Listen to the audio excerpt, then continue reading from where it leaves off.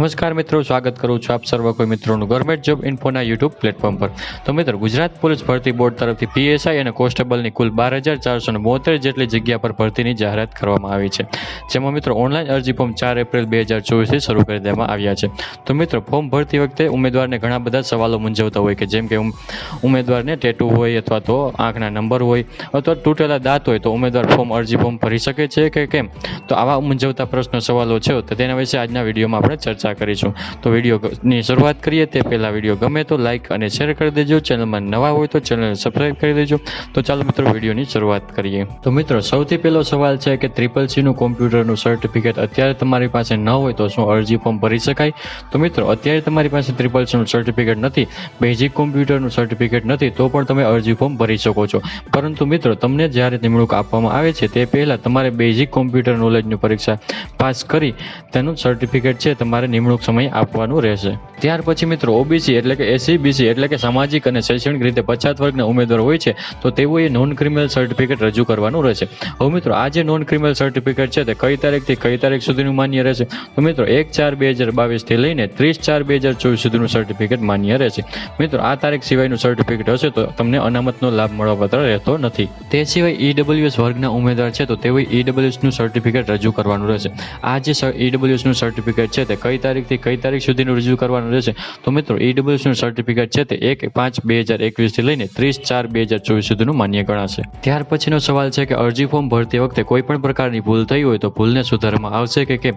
તો મિત્રો, અરજદારે અરજપત્રમાં દર્શાવેલ કેટેગરી, જન્મ તારીખ, શૈક્ષણિક લાયકાત કે અન્ય કોઈ વિગત બીજી વિગતો છે તો તે વિગતો પાછળથી બદલવાની રજૂઆત ગ્રાહ્ય રાખવામાં આવશે નહીં. એટલે કે મિત્રો, એક વખત અરજી ફોર્મ સબમિટ કર્યા પછી તેમાં કોઈ પણ પ્રકારનો ફેરફાર કરી શકાશે નહીં. મિત્રો, અહીં ઓનલાઈન અરજી ફોર્મ દર્શાવ્યામાં કેટેગરી, જન્મ તારીખ, શૈક્ષણિક લાયકાત, અન્ય કોઈ બીજી વિગત અને તમે જે વિગત ભરેલી છે ઉમેદવારની ખરેખર જે વિગત કેટેગરી, જન્મ તારીખ, શૈક્ષણિક લાયકાત, અન્ય બીજી કોઈ વિગતોમાં તફાવત પડશે તો એ અંગેનો ભરતી બોર્ડનો નિર્ણય આખરી રહેશે. ત્યાર પછી મિત્રો, કોઈ પણ સંવર્ગમાં મૌખિક ઇન્ટરવ્યૂ નહીં લેવામાં આવશે, માત્ર લેખિત પરીક્ષા જ લેવામાં આવશે.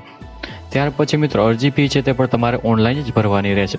મિત્રો, અરજી ભર્યા બાદ તમારે મોબાઈલ ઉપર ફી ભર્યાનો અંગેનો કોઈ પણ પ્રકારનો મેસેજ નથી આવ્યો તો તમારે શું કરવાનું રહેશે? તો મિત્રો, તમારે થોડીક વાર રાહ જોવાની રહેશે. પરંતુ રાહ જોયા પછી પણ અરજી ફીનો કોઈ પણ પ્રકારનો મેસેજ નથી આવતો તો ત્યારે તમારે તમારી બેંકની બ્રાન્ચ છે તેમનો સંપર્ક કરવાનો રહેશે અને ત્યાં જઈને તમારા એકાઉન્ટનું સ્ટેટમેન્ટની ચકાસણી કરવાની રહેશે અને તમારી ફી ભર્યા છે તે અંગેની ખાતરી કરવાની રહેશે. મિત્રો, આપણે આગળ ચર્ચા કરી હતી કે એક વખત અરજી ફોર્મ સબમિટ કર્યા પછી તેમાં કોઈ પણ પ્રકારની ફેરફાર કરી શકાતો નથી. પરંતુ મિત્રો, અરજી ફોર્મમાં ભરતી વખતે કોઈ પણ પ્રકારની ભૂલ થઈ હોય તો તમે ફરીથી વ્યવસ્થિત રીતે ફોર્મ ભરી શકો છો. મિત્રો, એક કરતાં વધારે અરજી ફોર્મ ભરેલ હોય ત્યારે તમારે શું કરવાનું રહેશે?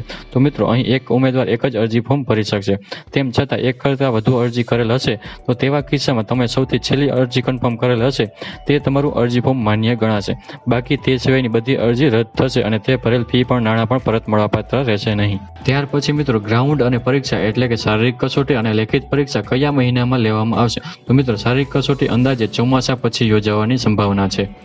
હવે મિત્રો, PSI સંવર્ગની પોસ્ટ છે તો PSIની ભરતીમાં ગ્રેજ્યુએશન લાસ્ટ સેમમાં અભ્યાસ કરતા હોય તો શું તેવા વિદ્યાર્થીઓ અરજી ફોર્મ ભરી શકે કે કેમ? તો મિત્રો, ના, તેવા વિદ્યાર્થીઓ અરજી ફોર્મ ભરી શકતા નથી. PSI પોસ્ટમાં જે ગ્રેજ્યુએશન કમ્પ્લીટ કરેલું હોવું જોઈએ. ત્યાર પછી મિત્રો, અહીં લેખિત પરીક્ષા લેવામાં આવશે તે ઓનલાઈન લેવામાં આવશે કે ઓફલાઈન? તો મિત્રો, અહીં લેખિત પરીક્ષા છે તે ઓફલાઈન જ લેવામાં આવશે. હવે મિત્રો, માર્કશીટમાં તમે સુધારા કરવા આપી હોય અને માર્કશીટ હજુ સુધી ન આવી હોય તો તેવા સંજોગોમાં તમે અરજી ફોર્મ ભરી શકો કે કેમ? તો મિત્રો, તમે માર્કશીટ સુધારા માટે આપી હોય અને તે હજુ સુધી ન આવ્યું તો પણ તમે અરજી ફોર્મ ભરી શકો છો. મિત્રો, ધોરણ 12ની માર્કશીટ મુજબ નામ અપલોડ કરવાનું છે તો અહીં ધોરણ 12ની માર્કશીટ અને ID કાર્ડમાં આ બંનેમાં નામ અલગ અલગ હોય તો તેવા સંજોગોમાં શું કરવું? તો તેવા સંજોગોમાં પણ ધોરણ 12ની માર્કશીટ છે તે મુજબ જ નામ તમારે લખવાનું રહેશે અથવા તો તેને સમકક્ષ પરીક્ષા પાસ કરેલ હોય તેની માર્કશીટ છે તે મુજબ જ તમારે નામ લખવાનું રહેશે. ત્યારબાદ મિત્રો, વેઇટિંગ લિસ્ટની જોગવાઈ કરવામાં આવી છે કે કેમ? તો મિત્રો, PSIની પોસ્ટ માટે વેઇટિંગ લિસ્ટની જોગવાઈ છે પરંતુ લોકરક્ષક એટલે કોન્સ્ટેબલની પોસ્ટ માટે વેઇટિંગ લિસ્ટની જોગવાઈ નથી. ત્યાર પછી મિત્રો, ITI ઉપર ધોરણ 12 પાસ કરેલ હોય તો ફોર્મ ભરી શકાય કે કેમ? તો મિત્રો, ITI ઉપર ધોરણ 12 પાસ કરેલ હોય તો તમે ફોર્મ ભરી શકો છો કારણ કે ધોરણ 12 સમકક્ષ ગણવામાં આવે છે. આગળ મિત્રો, તમારે ઓનલાઈન ફોર્મ ભરતી વખતે ધોરણ 12 પાસની માર્કશીટ અથવા તો તેને સમકક્ષ પરીક્ષા પાસ કરેલ તેનું સર્ટિફિકેટ અપલોડ કરવાનું રહેશે. તો જે વિદ્યાર્થીઓએ ધોરણ 12ની સમકક્ષ પરીક્ષા પાસ કરેલ છે તો તેવા સંજોગોમાં તે ઉમેદવારે કયું સર્ટિફિકેટ અપલોડ કરવાનું રહેશે? તો ત્યારે મિત્રો, ફોર્મ ભરતી વખતે ઇક્વિલેટરલ કન્ટેન્ટ અસલથી તમારે અપલોડ કરવાનું રહેશે. ત્યાર પછી મિત્રો જે વિદ્યાર્થીઓએ ટેટુ કે છુંદણા હોય અથવા તો આંખના નંબર હોય અથવા તો તૂટેલા દાંત હોય તો તેવા ઉમેદવાર અરજી ફોર્મ ભરી શકશે કે કેમ? તો મિત્રો ઓનલાઈન અરજી ફોર્મ ભરી શકશે, પરંતુ મેડિકલ પરીક્ષણ કરવામાં આવશે ત્યારે ઉમેદવારે તે મેડિકલની પરીક્ષા પાસ કરવાની રહેશે. ત્યાર પછી મિત્રો અન્ય રાજ્યનો ઉમેદવાર અરજી ફોર્મ ભરી શકશે કે કેમ અને તેને શું અનામતનો લાભ મળવાપાત્ર રહેશે કે નહીં? તો મિત્રો અનામતનો લાભ નહીં લઈ શકે, પરંતુ જનરલ કેટેગરીમાં ઓનલાઈન અરજી ફોર્મ ભરી શકશે. તો મિત્રો આટલા અગત્યના મૂંઝવતા સવાલો હતા કે ઉમેદવારને અરજી ફોર્મ ભરતી વખતે ઘણા બધા ઉમેદવારોને મૂંઝવતા હશે. તે સિવાય અન્ય કોઈ સવાલ હોય તો તમે કોમેન્ટમાં પૂછી શકો છો. તો આશા રાખું છું કે વિડીયો પસંદ આવ્યો હશે. વિડીયો પસંદ આવ્યો હોય તો લાઇક અને શેર કરી દેજો. ચેનલમાં નવા હોય તો ચેનલ સબસ્ક્રાઈબ કરી દેજો. ફરી મળીશું નવા વિડીયોમાં નવા ટોપિક સાથે. ત્યાં સુધી મિત્રો જય હિન્દ, જય ભારત.